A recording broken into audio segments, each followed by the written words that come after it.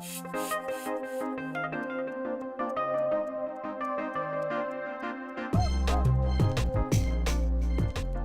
let's talk a little bit more about some basic audio. This first thing is something you really should be familiar with if you've done any work at all in Final Cut, but maybe you're not, and that's the voiceover function. So the voiceover function is good for just doing a simple voiceover, and you can record it while you're watching the video. Or if you just have a very simple sound effect like a knocking sound or something like that, you can just use the mic on the computer to get those effects. So to bring that up, you go to Window, then Record Voiceover. Now if you're ever looking for some of these things and you can't find them, and you go through all the menus and you still are overlooking it, a real quick way is to simply go to the Help menu, type in what you're looking for. So there I typed in voice, and then there it shows me Record Voiceover is found here.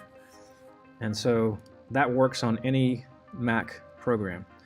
So here we have the voiceover window. When you first open it up, it may look like this without the advanced windows open. I already had them open. And this will say Untitled. I've already typed knock in there as a demonstration. And here I have my input gain. I can change this. I can bring it up and down if what I'm doing is too loud. So let me test it for a second. I'm going to just do a knocking sound, like a knock on a door. See, that's too loud, so I'm going to reduce that. All right, and that works. Under advanced, I have an additional gain, which you then have to turn on here to use.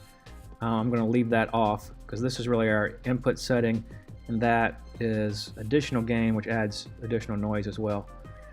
All right, and here it says mute project while recording, so that way it's not playing in the background while you're trying to record. And that's generally the way you want it set up.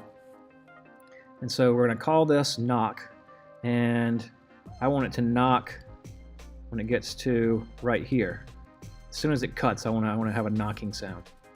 All right, so we're going to hit the record button. It's going to count down for us, and then I'm going to knock. So it'll count down, it'll back up, and then when it gets to the point where I'm supposed to be recording, we will be at 0.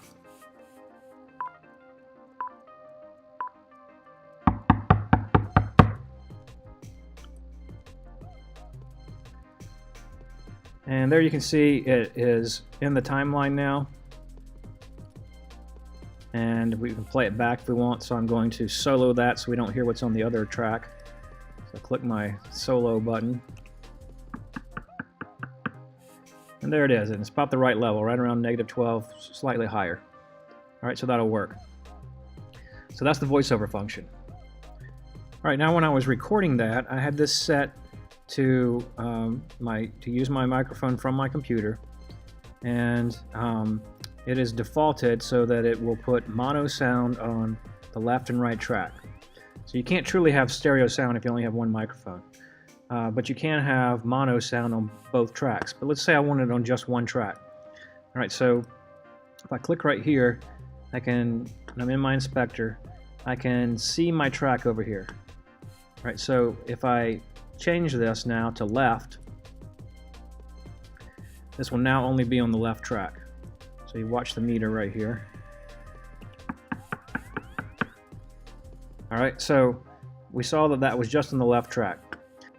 Conversely, you may also have the problem that at some point you import a piece of audio and then it shows up only on the left track, and you want it on both tracks. Final Cut seems to have corrected that problem in the last year or so with some updates, but it could happen at some point. So you would correct that the same way. So here we've got this clip down here. Okay, so you see it's there on the left side. So here we will go back to the same spot in our inspector. We want that to be mono now. So now it's on both tracks.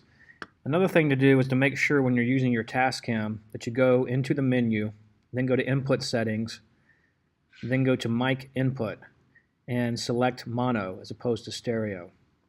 Stereo on the Tascam means that you're going to have two mics plugged into it so that you're getting stereo sound. And if you only have one mic plugged in, you want it selected to mono.